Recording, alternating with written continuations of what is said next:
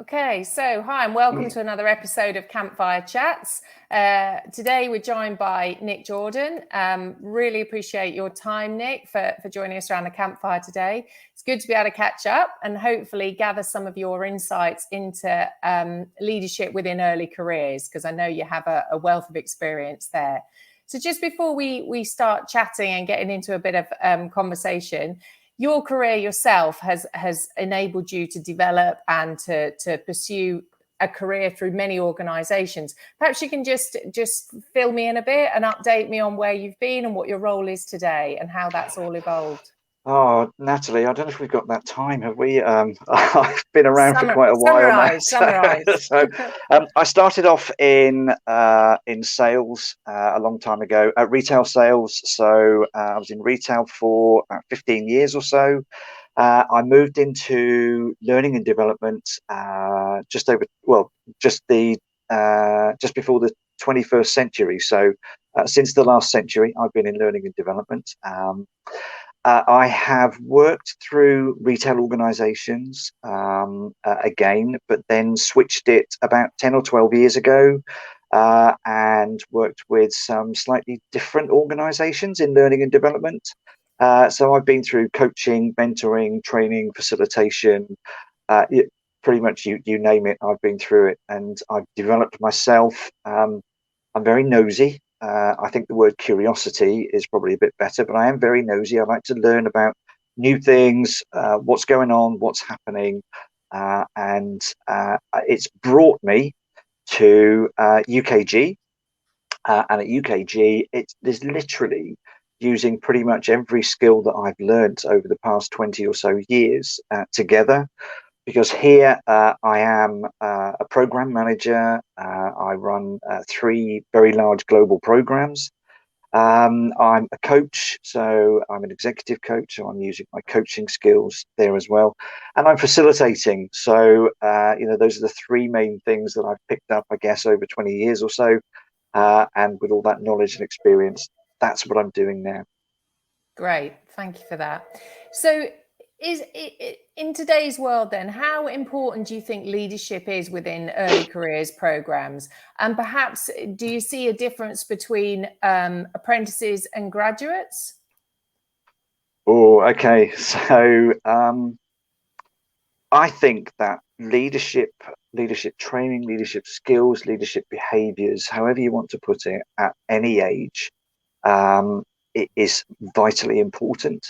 Now, the reason I say this, Natalie, is, if we look at the behaviors, the skills that leaders have, and I'm talking about things like, being supportive, being self-aware, compassionate, inspiring, positive. They can talk to people across cultures, they can communicate, they can listen, that they've got the emotional intelligence to do this.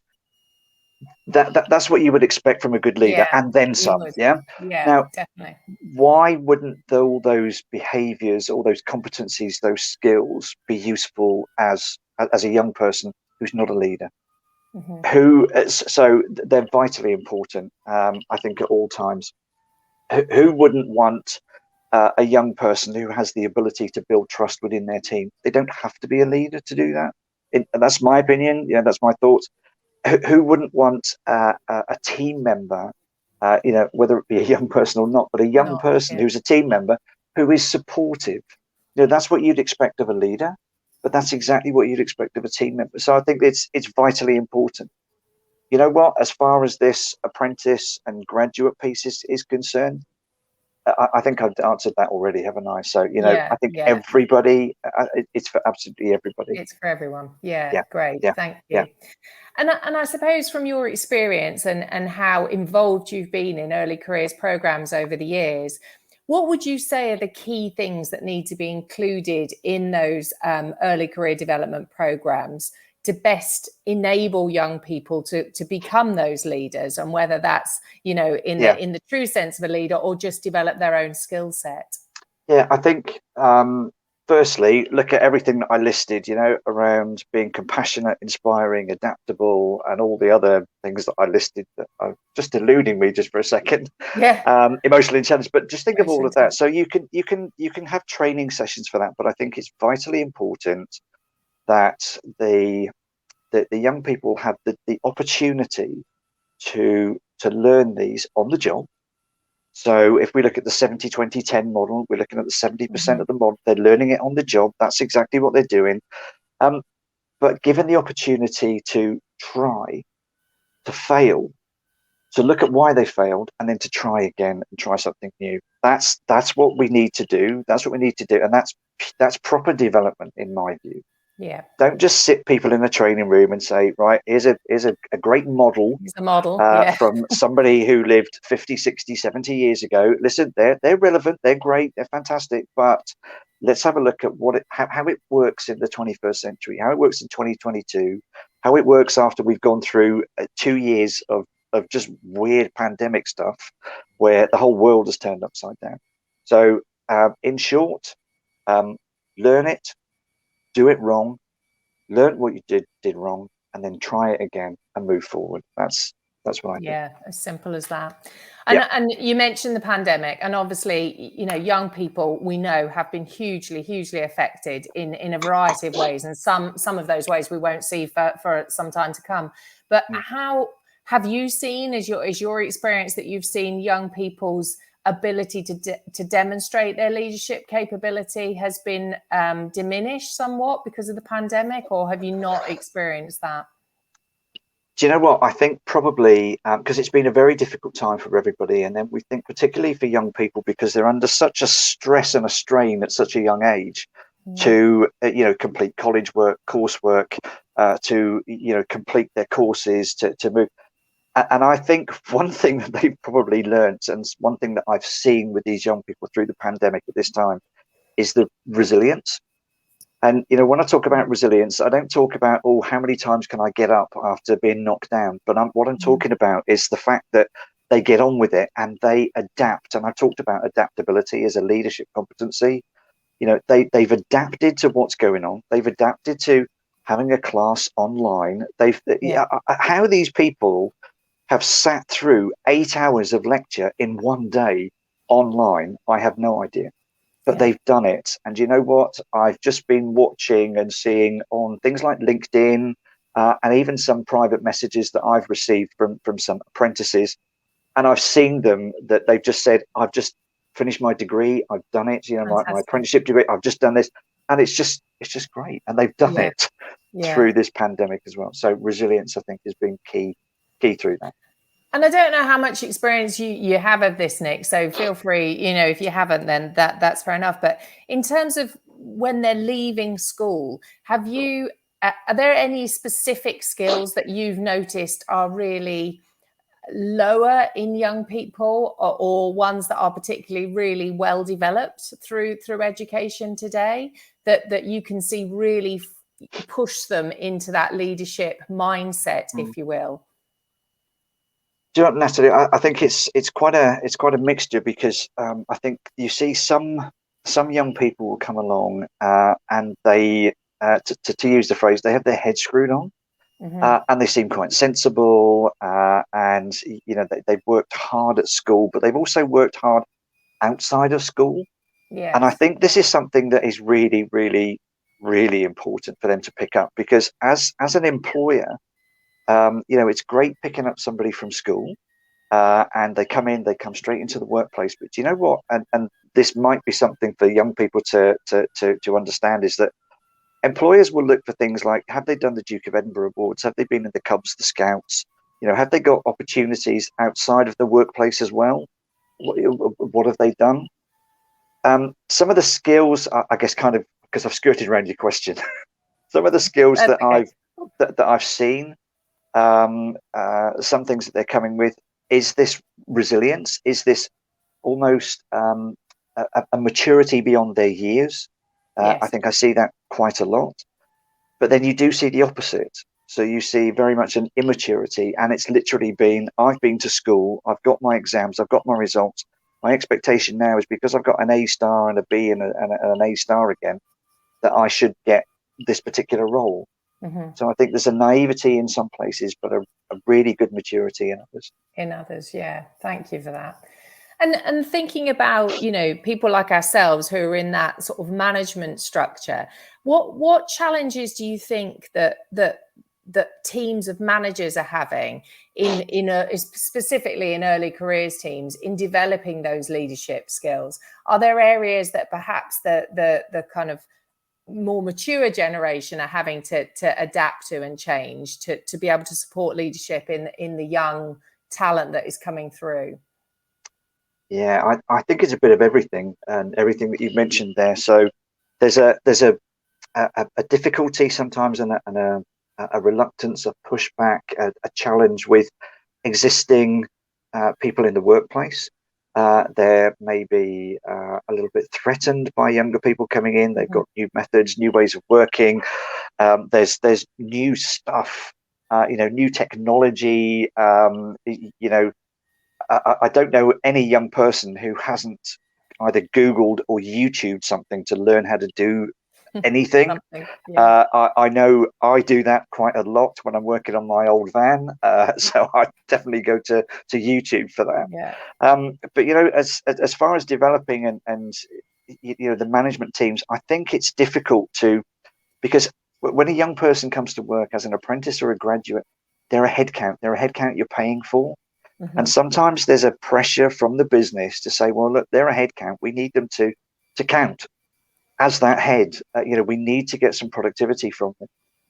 And I think that businesses need to make sure that people do have the time to learn, to develop, to grow into the position that they've been asked to get into. Yeah, and I think you're right, and I think there's an element to which businesses need to consider the training and development of that middle management as well as the young talent coming through, because exactly as you say, that what's coming in at the bottom of an organization in the sense of new talent and the future of that organization is in a very different place to those that have been there 20 years, isn't it? So absolutely. That's so true. But Natalie, wouldn't it be great if you had a whole group of managers, a whole group of experienced people who were there as real proper role models for young people coming in, without all the jokes and the messing about and all that kind of thing. But they were absolute role models, and that we can learn so much. For dealing with people in early careers. I've done some reverse mentoring with some of these people. And the stuff that I've learned, because I didn't know about some of this new technology, that's out there. I learned about Instagram and Snapchat from one of the apprentices. I didn't know about this sort of thing to start with. So wouldn't it be great if we just had that group who could be proper, real role models? Yeah. So would that be your advice to anyone who's facing similar challenges within their organization, would be to invest some time, energy, support in modernizing in some ways and bringing people up to speed with what is needed for today's young talent? Or have you got another bit of advice you would offer? No, do you know what? I've always got advice somewhere. Yeah. It's great though. Everybody needs advice. I've always got advice. So look, I think it's vitally important that we look at the people who are training the young people who are coming in, whether they're an apprentice, whether they're a graduate. If a graduate comes in and they've got a BSc in engineering, even if they've got a master's in engineering, all of a sudden, they've just left university, but the expectation is, well, you've got a master's, surely you know how to do this, you know what's going on, but they've not had the practical, they've not worked on it, they've not actually touched something and worked on a real live project. And the same happens with the apprentices. It's kind of, people have an expectation that they should know more because they've got college, they're learning and so on. So I think if we get these people who are training the apprentices and the graduates, and we develop them, then I think that's the first thing we need to do. Yeah. If we had, if any organisation had a coaching program or a mentoring program, the first thing they would do is they would make sure that they were trained coaches and trained mentors. Well, why shouldn't we do the same if we're going to have a person look after an apprentice or a graduate? Yeah, no, quite agree. And just, I know you talked about this a bit earlier about, you know, it's more than just having an academic skill set when you go into employment. But if you were talking to a young person now who was just leaving education, what advice would you give them in terms of sort of, let's say, their top 3 things that they need to do to better themselves in order pre-starting their employment? So they've left school, they've got this string of qualifications, let's say, but what else do they need to do to better prepare them for the world of work?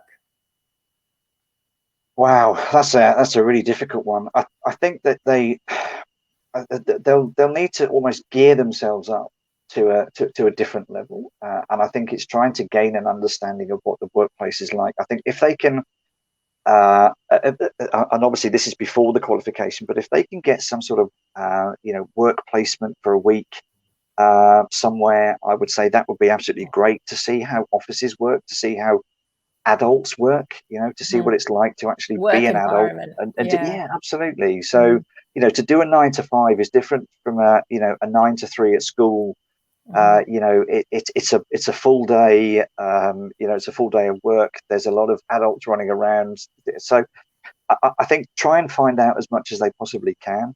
Not necessarily from their parents, but try and find out as much from where they want to go in. I guess there might be a lot of places that would be happy if they just approached them and said, look, can I, just come in for a day, for a couple of hours? Can I just talk to your HR manager or something? Anything like that. So that's one thing that I would say definitely to do. I think you need to get into the mindset of being at work. And being at work is a very different place to being at college, at school, at university. And I think it's trying to understand that workplace and that mentality. And I think what they need to do is they need to probably start to understand the wide range of people that you find at work. Yeah. So that's a really, that's a big one. Yeah. I think it's all about understanding people, really, and just trying to get yourself into that mindset. Trying to understand as well that, try to maybe walk before you can run, or indeed fly. So it's great to have ambition, but don't go in too ambitious.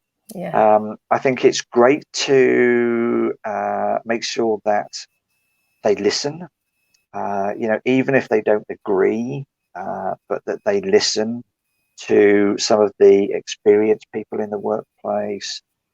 So there's a lot, I think, there. I think it's probably more than the 3 you asked. That's right.